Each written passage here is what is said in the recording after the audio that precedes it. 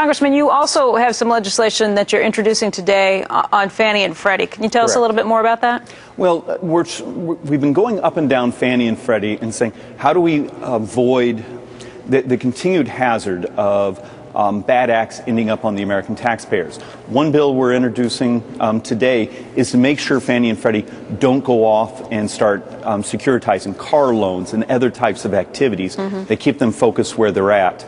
It's sort of like playing with a little drop of mercury. We're trying to keep them in one place.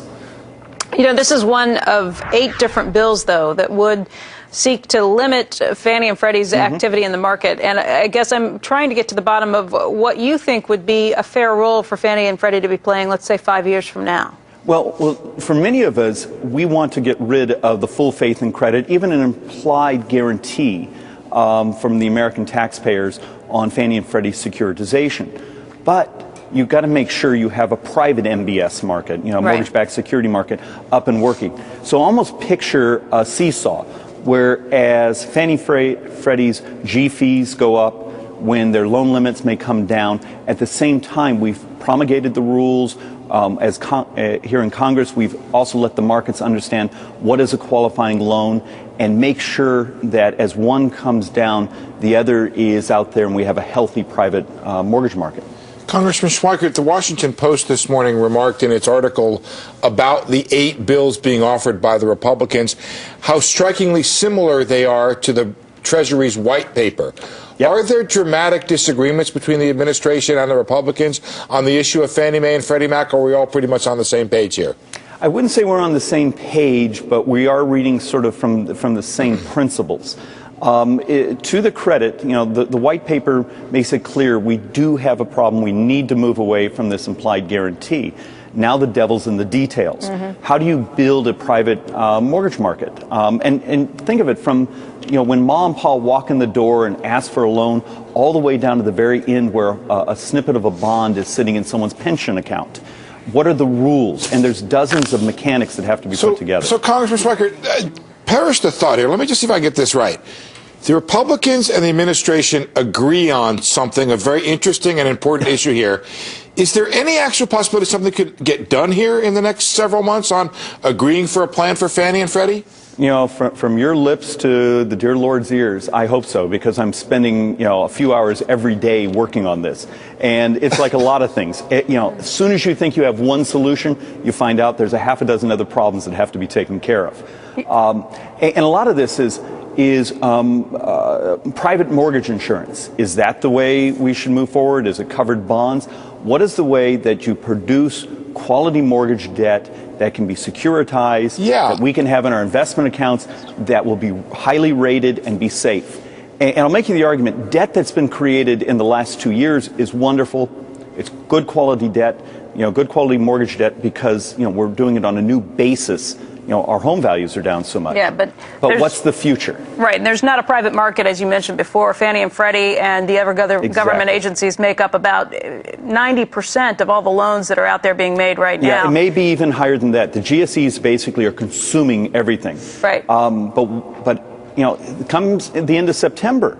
Some of Fannie and Freddie's limits start to come down in their loan amounts. Right. And we're having tells that the guarantee fees are about to start coming up. And I sat right across from Treasury Secretary Geithner, and he basically said the same things to me. Let's increase the cost of this for Fannie and Freddie to bring in and make room for the private sector to come in. Let's bring Jim into this. Jim, you make mortgages. What would it take to... No, I think they're all headed in the same direction. It's kind of like watching the snails come together, and it's not coming as fast as we would like it to come. But I think the issue, Secretary Geithner's program, especially option 3, where we phase out Fannie and Freddie into a private market over a period of years, it makes a lot of sense.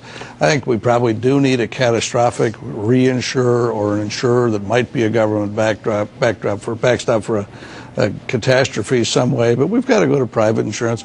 But most importantly, we've got to get back to actually having people having down payments and actually having income coverage for the debt. And I think that's where we're headed back in that direction. And I think that's the most important part, because if the credit worthiness of the borrower isn't any good, it really doesn't matter who the guarantor is. There's going to be a big loss in the process. Is it 10%, 20%? What kind of down payment do you? Well, they're having that discussion right now, and as a person who had no down payment when I bought my first house, I'm a little sensitive to 20% down. But I think when you start at 5%.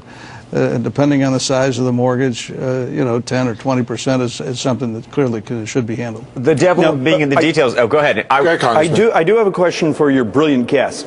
Would you be comfortable buying or issuing mortgage debt if you had private mortgage insurance as that guarantor? And what if it were guaranteeing the top 40% of that loan?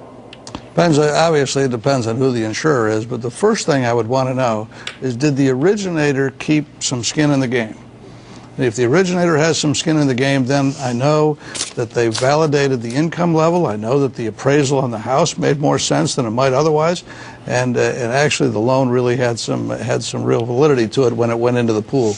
And then the insurance company. Congressman Schweiger, didn't we get in a little bit of trouble, though? I love the PMI idea, but didn't we get in a little trouble with how financially secure these private mortgage insurers were? Actually, the PMI companies held up really well. There were about 7 of them.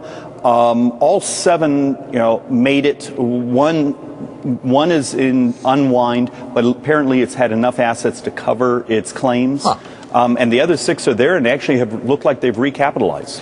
When you talk skin in the game, by the way. Yeah, but the problem was not everybody had PMI. They were using those secondary mortgages to get around the 20% requirement to not have PMI. And there's other devils in the detail. How do you keep someone from pulling a loan and the next day gobbling up what equity they had with the second loan?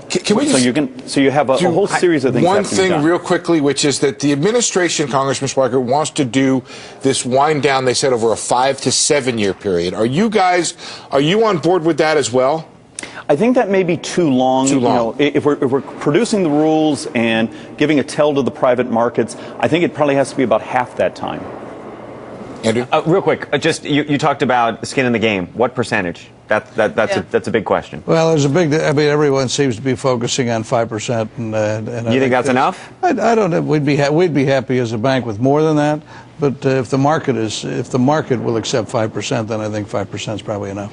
Interesting. Okay. Again, Jim Rohr is our guest host today. He's the chairman and CEO of PNC. We also want to thank Congressman David Schweiker. Congressman, it's been great talking to you. Anytime. Okay. When we come back.